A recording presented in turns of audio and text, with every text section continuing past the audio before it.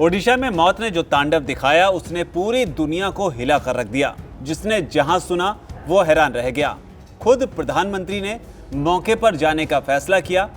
नाराजगी और दुख दोनों जाहिर करते हुए साफ किया कि दोषियों को बख्शा नहीं जाएगा। हर प्रकार की जांच के निर्देश दिए गए हैं और जो भी दोषी पाया जाएगा उसको सख्त से सख्त सजा हो, उसे बख्शा नहीं जाएगा। प्रधानमंत्री मोदी नाराज हैं तो इस बीच सरकारी सूत्रों के हवाले से खबर है कि जिस वक्त कोरोमंडल एक्सप्रेस ट्रेन का बहनागा बाजार स्टेशन के पास स्टेशनरी मालगाड़ी से टकराने का हादसा हुआ, ट्रेन पूरी गति से चल रही थी क्योंकि उसे स्टेशन पर रुकना नहीं था। टक्कर इतनी जोरदार थी कि इसके 21 डिब्बे पटरी से उतर गए और 3 डिब्बे दूसरी लाइन पर चले गए थे। वहीं यशवंतपुरा हावड़ा एक्सप्रेस बहनागा बाजार स्टेशन से गुजर रही थी और वो भी चपेट में आ गई। उसके भी पिछले 2 डिब्बे पटरी से उतर गए। हादसा इतना भयानक था कि देखते ही देखते सैकड़ों जिंदगियां मौत की आगोश में समा गईं।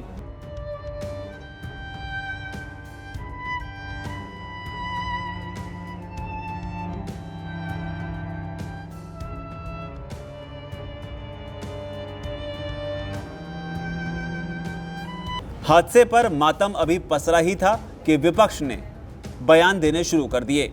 ओडिशा रेल हादसे को लेकर कांग्रेस अध्यक्ष मल्लिकार्जुन खड़गे ने कहा कि राजनीति से ऊपर उठकर दलों को मदद के लिए आगे आना चाहिए। उन्होंने कहा, मैं शोक संतप्त परिवारों के प्रति अपनी हार्दिक संवेदना व्यक्त करता हूं।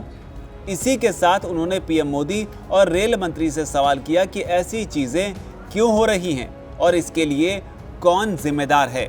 उधर बयान पवन बंसल का भी आया। सरकार को जितना मुआवजा दिया है उससे अधिक देना चाहिए। सरकार को और पैसा देना चाहिए। पीएम केयर्स फंड के माध्यम से जिससे बहुत पैसा इकट्ठा हुआ था। ये हाई प्रोफाइल मामला है।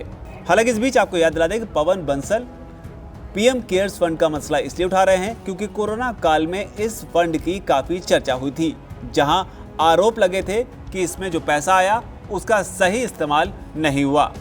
उधर फारूक अब्दुल्ला ने भी इस मामले को लेकर बयान दिया है। नेशनल कॉन्फ्रेंस नेता फारूक अब्दुल्ला ने हादसे को लेकर कई सवाल उठाए हैं। उन्होंने कहा, ये बहुत अफसोसजनक घटना है। इसमें 250 से ज्यादा लोगों की मृत्यु हो गई है और कई लोगों की हालत गंभीर है। कुछ दिन पहले रेल मंत्री ने बयान दिया था कि अब एक्सीडेंट नहीं होंगे। अगर एक ट्रेन का एक्सीडेंट हुआ तो बाकी 2 ट्रेन कैसे नहीं रोकी गई, मामले की तहकीकात करना जरूरी है। तमाम हो हल्ला के बीच रेलवे ने भी बयान दिया। रेलवे ने क्या बताया? रेलवे बोर्ड के मेंबर्स ने प्रेस कॉन्फ्रेंस की।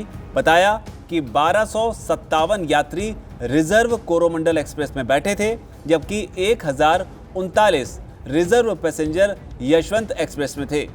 अपलाइन में कोरोमंडल एक्सप्रेस फुल स्पीड से आ रही थी और स्टेशन पर रुकना नहीं था, जबकि डाउन लाइन में यशवंत एक्सप्रेस आ रही थी। कॉमन लूप में मालगाड़ी खड़ी थी। ग्रीन सिग्नल कोरोमंडल एक्सप्रेस को मिली थी। कोरोमंडल एक्सप्रेस पटरी से उतर गई और कुछ डिब्बे मालगाड़ी से टकरा गए। कुछ डिब्बे यशवंतपुर एक्सप्रेस से टकराए, जिसके बाद हादसा हुआ। हादसे की वजह कोरोमंडल का डीरेल होना है, जिसकी वजह से बाकी दोनों ट्रेन चपेट में आई। हालांकि इस बीच बड़ा सवाल यह है कि कोरोमंडल एक्सप्रेस डीरेल हुई क्यों? क्या इसके पीछे कोई साजिश है या कोई तकनीकी चूक? वीके न्यूज, राष्ट्र के नाम।